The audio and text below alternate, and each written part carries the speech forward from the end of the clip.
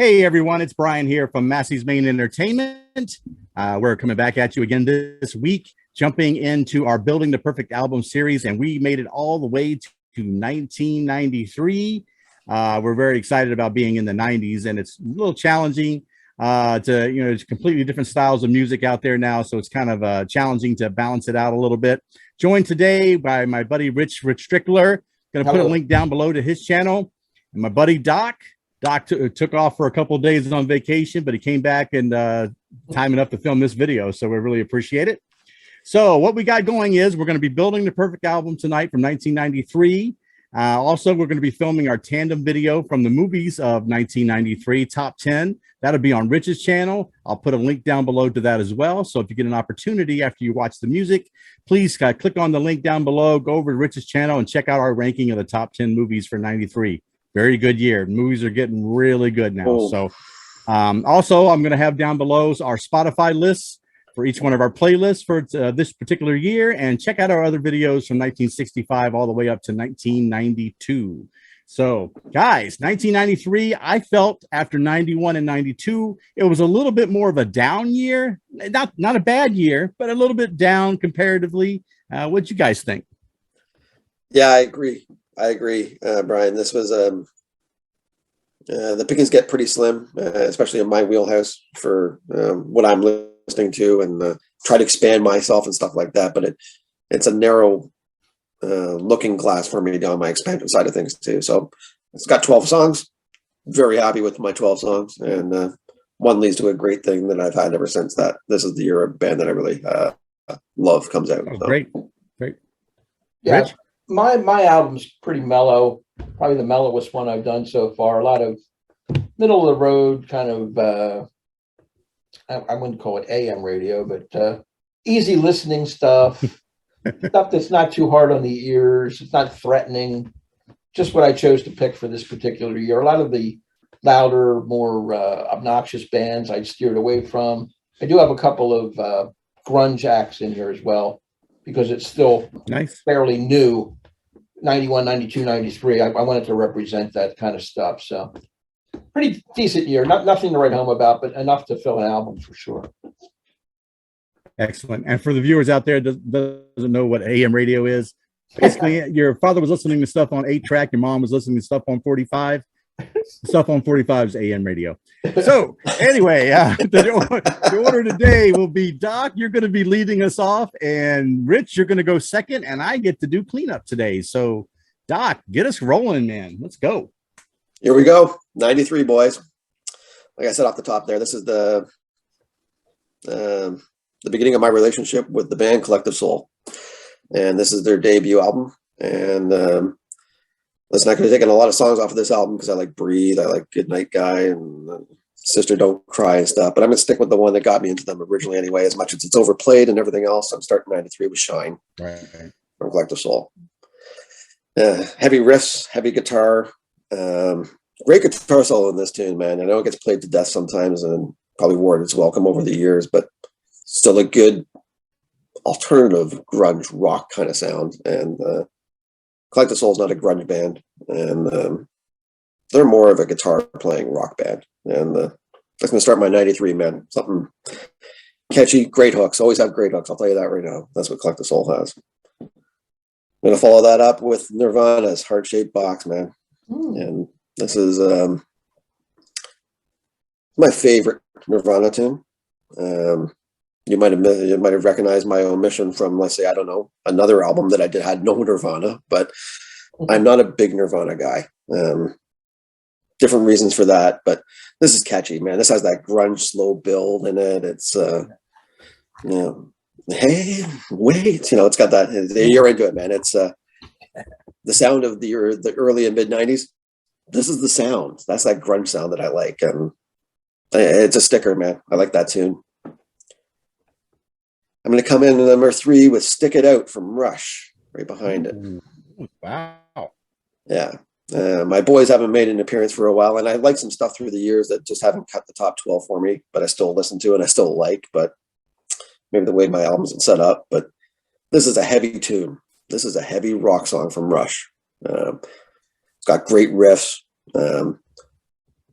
it even sounds 93 heavy rockish. This is not, polished rock. This is a rock song. I like my rock, man. What can I tell you? That's kind of my sweet spot. So Rush singing a heavy rock or heavier rock song for me. Yeah, that's easy. Big shocker, right, guys? Melissa Etheridge coming in right behind it. I'm the only one. No, maybe her biggest tune. Yeah, I know. Maybe her biggest tune. It might be. It might be. It got a lot of airplay. It's it's off the Yes I Am album. Like I mentioned before, man, Melissa's got some pretty catchy stuff. This is a really catchy, obviously acoustic with some undertone of a classic electric guitar behind it. Just an easy listening, and her voice it's a powerful song, man. I'm the only one. It's a relationship song, but catchy as hell, man. That's what I can tell you, man. You're listening to that. That's a great tune. It is. Yeah. I got Lenny Kravitz coming in. Are you going to go my way right behind it, man? Still got that rock vibe for me, man. Kravitz, maybe I dismissed him a little too much because he's got like 3 albums in a row here where I might be cherry picking some tunes out of here, but I think I'm still cherry picking some pretty good rock songs too. And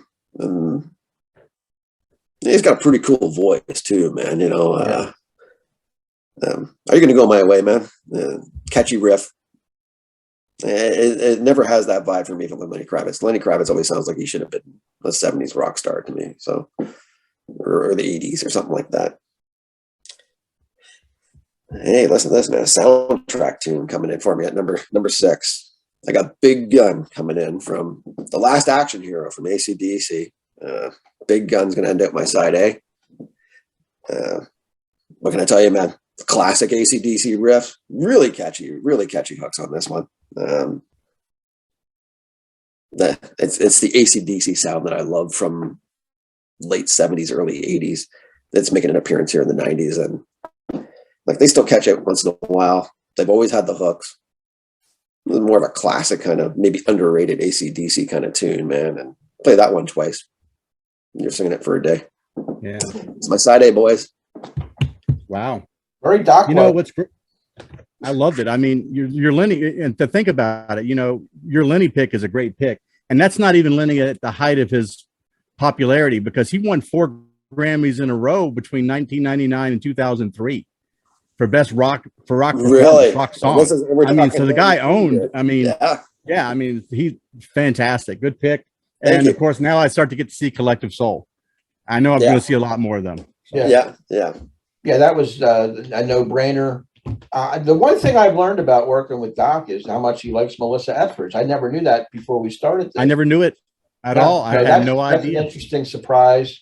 I have a brother-in-law who adores and worships Melissa Etheridge. So, and I like a lot of her style as well. And that's a great song you picked. So cool. Definitely. Nice. Very cool. Yeah, I think underrated in the female genre of music. Oh, yeah, for sure. Yeah. And I think I like her tunes, man. Some of them are really catchy. Not everything, but the ones I do like a lot. So, Okay. Gonna jump into side B, I guess, boys? Yeah. I think they made an appearance with maybe Rich U in 92. So I'm going to play Nice in the Sandbox, but I got the Cranberries Linger coming in to start my side B. So this is, her voice is incredible. Dreams is a great tune too, man. If I'm flipping, I'm giving Linger because I love both songs and stuff like that. And, but Linger is, it's almost impossible to describe, but it's a catch, especially at the chorus, man. That chorus is, you're in, right? Cranberries, man. Couple that I really, really like, and this is one of them. Yep. So this one might be a little different. I don't know. But behind that, I got Numb from U2 coming in at number 2. I just like the way this song has always sounded. It had it always reminded me like of an updated, Bob Dylan-ish kind of sound or something like that. But I mean, it's not Bob Dylan, right? I know it's not. It's Edge singing. It's like the talk singing, but it's just a hypnotic beat in the background, and then Bono comes in with the high pitched voice behind it when they're doing different parts throughout the song, and it's catchy. It's catchy as hell, man. I kind of always like that too, and I think that just gets underrated there. Man, he sings the other one too. Rattle and Hum, a song I like a lot. Van Diemen's Land, I think, is a great tune too. So behind that, I got Pearl Jam's Daughter coming in right behind that one. Good pick. Yeah, I think it's the best song on this album. If you want the truth, it's close, but it's probably the best song.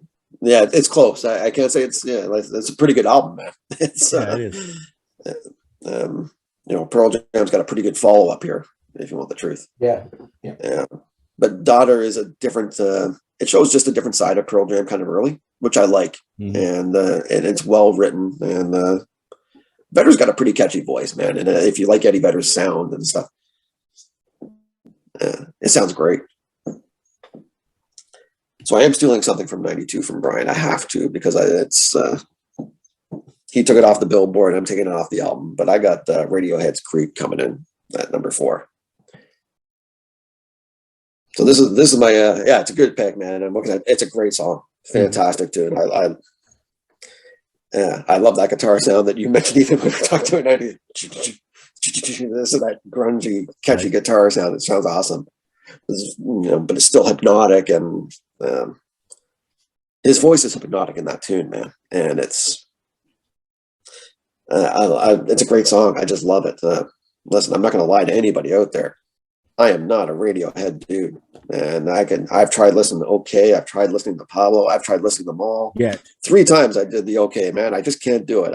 I get what people are saying, and as the album moves along, it just loses me. But I respect the talent and I guess the band on that aspect. It's just the music doesn't click with me, but this tune really does. So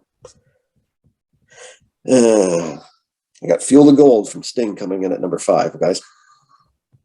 Nice job. Yeah, this is I don't know, man. I haven't talked much about the Police throughout these years that we've done these things, and I don't mind some Police. Obviously, they've made my list maybe a couple of times. And Sting's voice is, it can be appealing and stuff, but the storytelling sound of this has that worldish sound to me that I like, almost from the Peter Gabriel side of things. Almost go back to Soul or something like that. It's got that kind of vibe. It's very simple, hypnotic. It's a really mellow and almost loving kind of song, and that's what the song is, right? So, yeah, if you can make connections as you move on in life to anyone or anything that means something to you, this would be the song that would kind of maybe wrap that up into a tune. So, a little bit more meaning than I first had. 30 years later, it means a lot more. Yeah. Another tune from a soundtrack, Streets of Philadelphia, to end my album, buddy, from Springsteen. There. Solid. Yeah. It ends with those kind of like the sad songs here that we got almost like in one sense with Sting and Bruce, but and they both have almost like the same kind of vibe, but and I didn't want to set up the album that way, but I kind of did. Storytelling, this is we got a couple things we're doing, and we got a movie thing we're going to do later on, and these things kind of coincide to me, man. This is a powerful song, and what's that, man? Springsteen, when he gets on his storytelling and stuff like that, that's aces, man. That's going to have my 93. Yeah, that's good. I love that side. That side's got a lot of my stuff on it, believe it or not. I'm looking at it. The only one I'm surprised with is I didn't think you'd be a fan of Zooropa by U2. Well, me neither. Now, listen, that kind of surprised me a little bit. Listen, there's 2 songs that really stand out to me on that album. Yeah. And this is the cream for me on that one. And this is a good tune to me, man. This is a really good tune to me. Okay, cool. I like it. But I'm not a big fan of the whole thing on the inside that. It didn't really catch with me. That switch that they did, I wasn't too happy with it. I'm not going to lie. Right. This one's still more in the wheelhouse for me. Good stuff. I cool. like. Well, Rich. Yep. You're going to find out that we have quite a few in common, especially on side 2. Am I glitching, by the way? Cool. All right, here we go. Just for a second, you are, yeah. There you go. Should I go? You're good to go, I think. Yeah. Right? Go for it, buddy.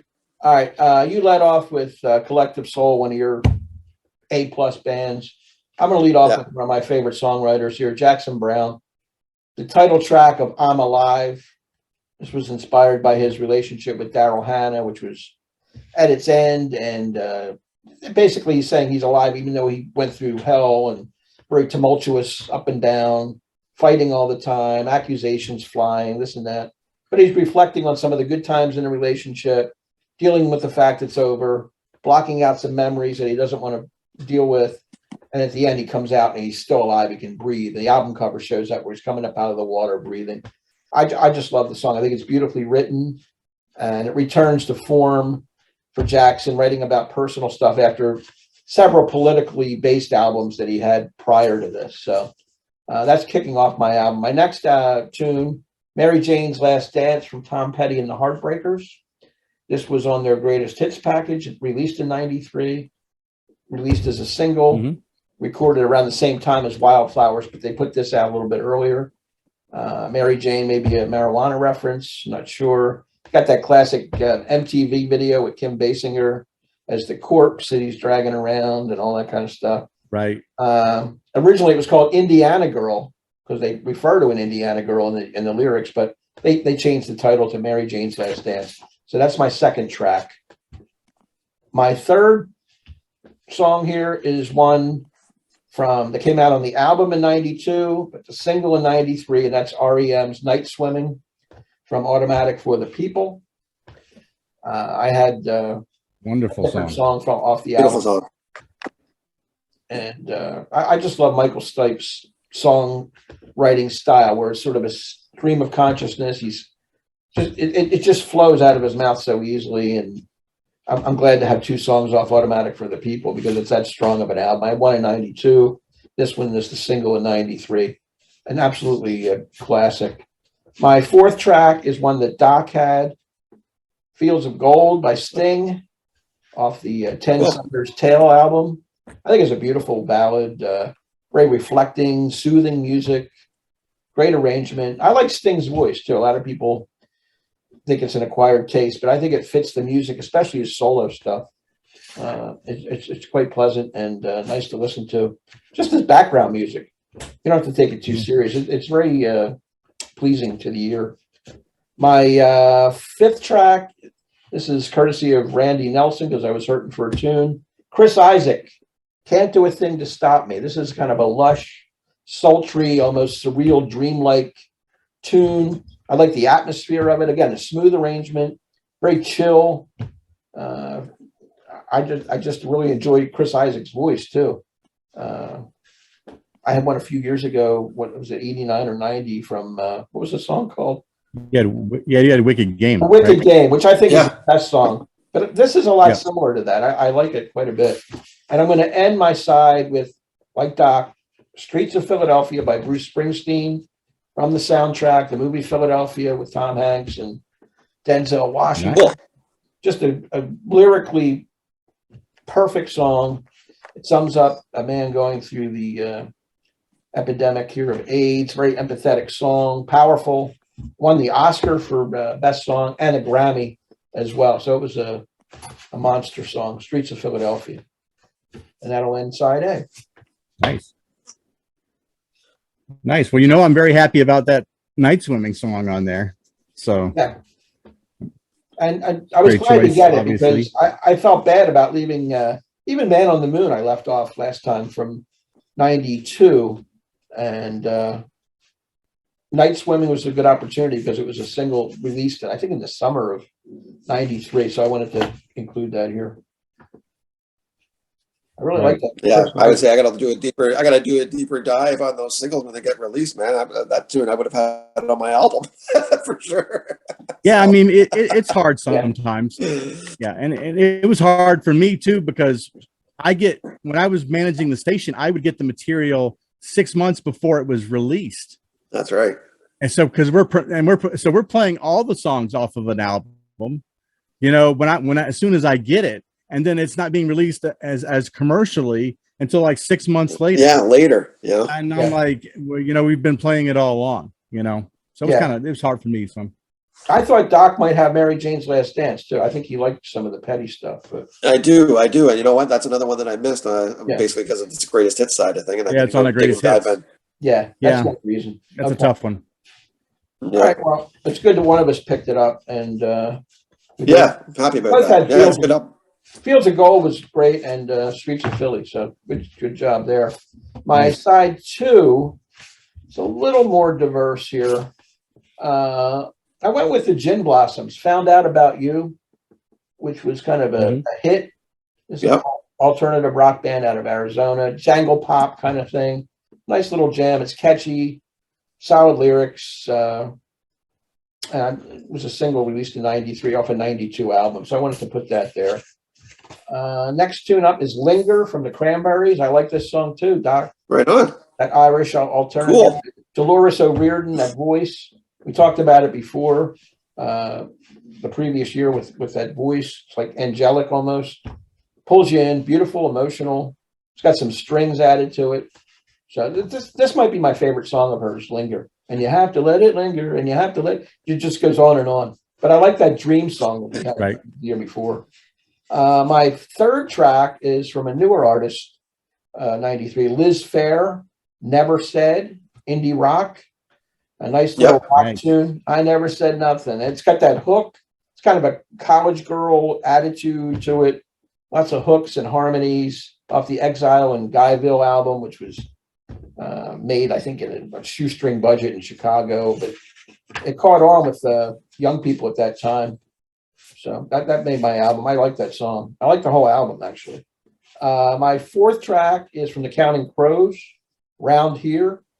From Round Here. August and Everything Else, or Everything After, rather. I like this Adam Duritz voice too. He has a very distinctive voice. You can pick him out. That's one of the things I like about certain artists, like, you know, whether it be a Rod Stewart or Eddie Vedder. You know that voice when it comes on, who it is, and that adds some credibility to the person. Very poetic song, folky at the same time. It's a hybrid folky and alt rock tune, but Round Here. Anybody that hasn't heard that, check it out. My next track is another Doc picks, Pearl Jam's Daughter. I think this is clearly the best song on that Versus album for me, what I like. It starts out a little acoustic-y, and then Eddie's voice it just cuts to the core of the song. Very powerful lyric, great guitar solo in there as well. And I didn't know it until I researched it, but it's about a girl with a learning disability. I did not know that before, although I'd heard the song years ago.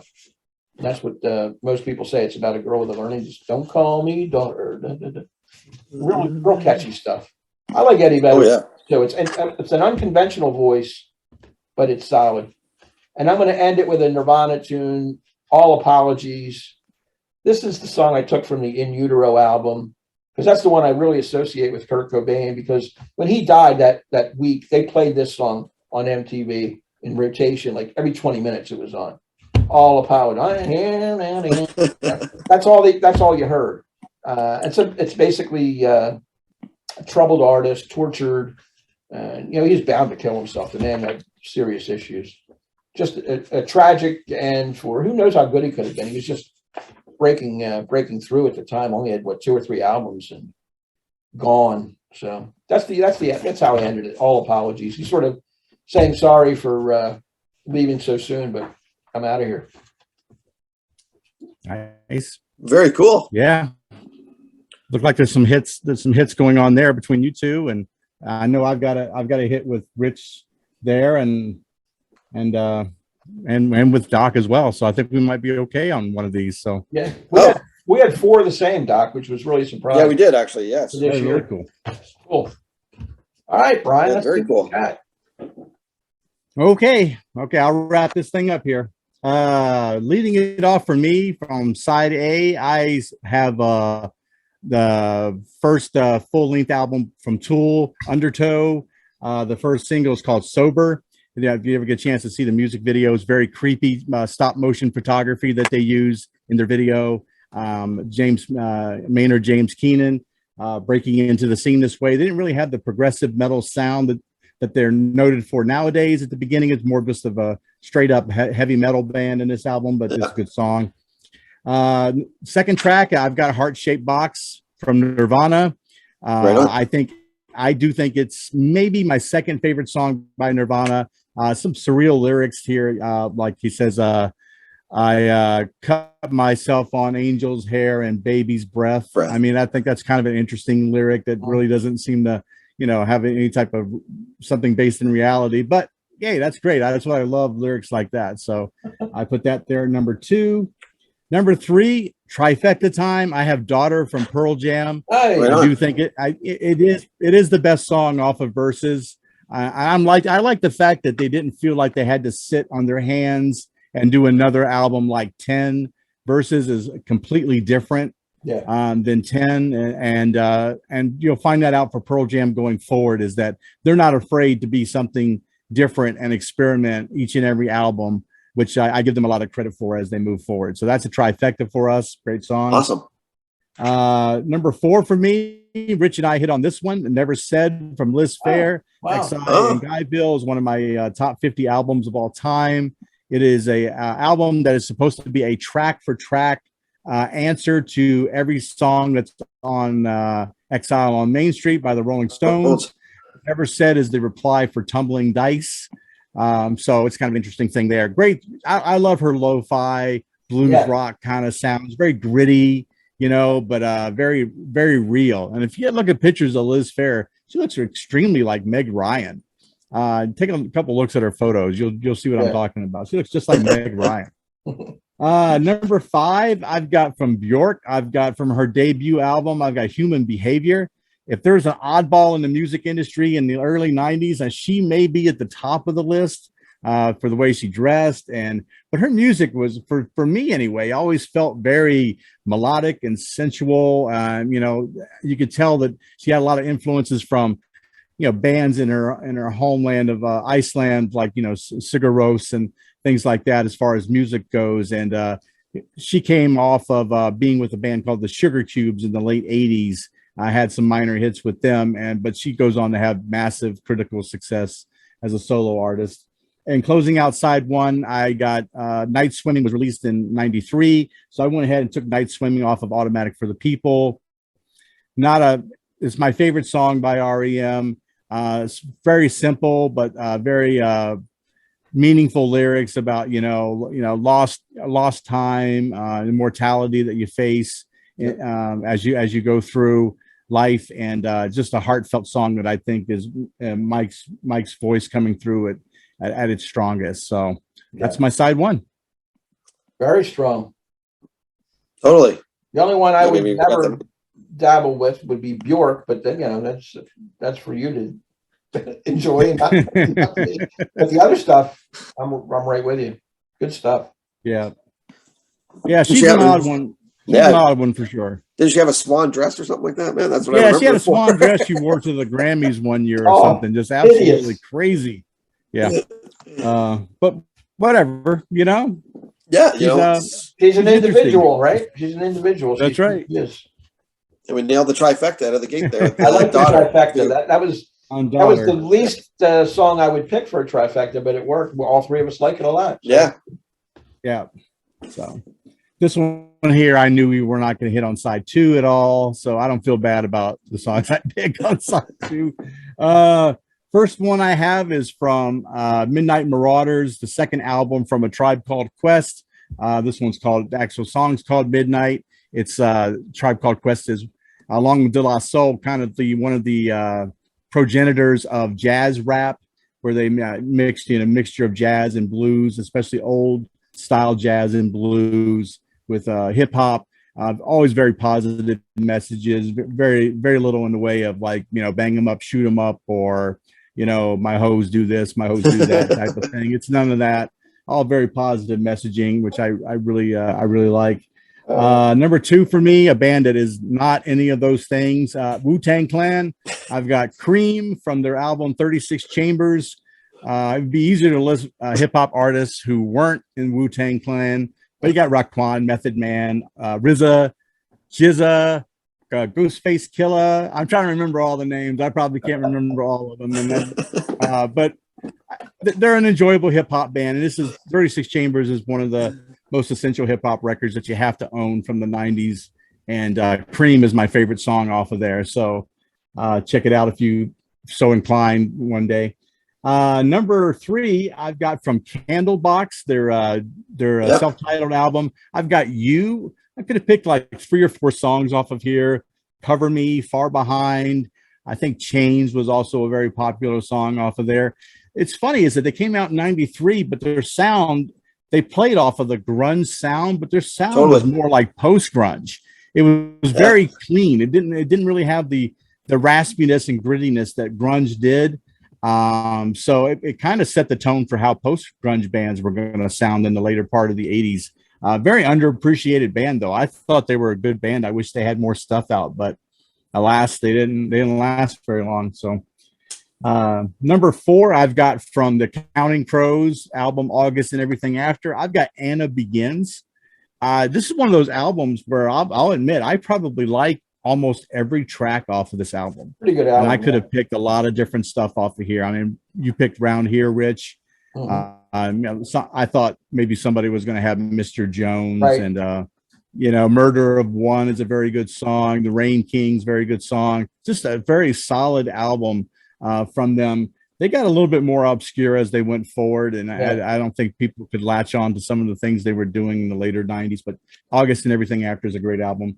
Number 5, I've got another dream pop band, Mazzy Star. Hope Sandoval is the lead singer. What a beautiful voice. Oh, absolutely angelic. The song's called Fade Into You. I'm sure you've probably heard it on several soundtracks. They play it, and sometimes trailers for movies that are coming out and stuff like that. Check it out if you get a chance. And ending it, I'm going to pick a Brit pop band, the Suede. When they were first over here in the United States, they called them the London Suede. I think because there was some copyright issues with another band that was called Suede, but they eventually won that. And so they're only known as the Suede. The song's called The Next Life, which is a song exactly what it sounds like. He's talking about mortality and what is there after our life here on this earth. Very somber, melancholy song the song ends about a full minute before the track actually ends on the CD. It's just total silence the last minute. But a great song, and I wanted to include something from this band, and I thought this would be a good opportunity to do it this year because I wasn't going to have room for them in any other year. Yeah. So that's me. Cool. Very diverse. That's 93, buddy. That's 93. I knew we weren't going to hit on anything, but no, we had to throw my stuff on there. We had pretty well rounded between the 3 of us. We covered a lot of ground in between the 3. Got a lot of different stuff there, guys. Yeah, we do. And I don't mind that Counting Crows album either. See, Round Here was probably like a pretty late cut for me, if you want the truth. Right. But the other side of the coin is if I never heard Mr. Jones again as long as I live, I wouldn't be upset. It was played to death. It was too much. But it's not a bad song, but the overplayed was just first couple of times, sure. But there's something about Round Here. Back then on FM radio, it was everywhere. Yeah, Round Here was the one that stuck out to me still to this. Yeah, Round Here. Yeah, that's a good tune, man. Yeah. But good album. Good album. It is. Yeah. It is good. The Rain King was like a late cut for me instead. And that's not bad too, man. Anna Begins at the last minute. Rain King, I liked it because I actually read the short story Henderson, the Rain King. Yeah. The short story, maybe not even 20 pages long that the song is based off of, and it's really cool. So very nice. But any things you want to mention as honorable mentions real quick before we close it out that you kind of that round? And I wish I would have done Mary Jane's, and I wish I would have jumped in on that REM singles in 93. So I'll have to look out for that a little bit more when I move forward there, especially on this side. But I don't really have much. I could have taken a few off of Verses by Pearl Jam, but I like Daughter the best. That was the one. Yeah. Heart Shaped Box I enjoy too, but I like that All Apologies. That title, especially knowing what was going to happen to him. That's why I went with right. it. They beat it to death, so playing it was like a morning, like a hymn almost for that generation. Yep. Well, all right, that's going to do it for 1993 then. I want to thank Doc for joining us. Rich, Got it. for joining us. I'm going to put a link down below to our Spotify lists and to the movie video that we'll have in conjunction with this, with the top 10 movies in 93. Please check out our other videos from 1965 all the way to 1992. Please like, comment, or subscribe, especially the comments, guys. Early on, that's what really kind of drives the video to stay in the algorithm and get more views. When you don't comment and you just kind of watch the video or peruse through it, then the video just kind of dies and it doesn't get the kind of traction that we want. We do put a lot of time into our videos. You know, I know it seems like there's three old guys just goofing around, which that's really what it is. But, you know, we do put a lot of work into the videos nonetheless. So I really appreciate it if you would. So a big thank you to everybody out there, and we'll catch you for 1994 soon. Take care. Bye.